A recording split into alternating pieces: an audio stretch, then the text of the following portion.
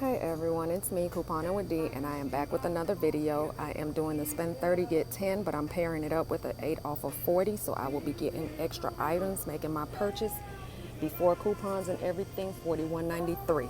As you can see, the persil is part of the deal. Spend 30, get 10. I will be picking up 5 of these persil, but instead of the disc, I will be getting the liquid.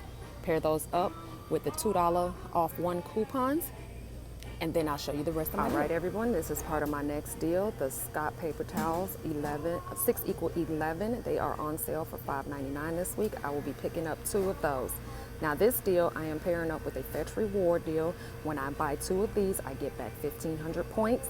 And then there's another deal that it'll tie into that if I buy 1 paper towel and 1 toilet paper, it will give me an additional 1,000 points.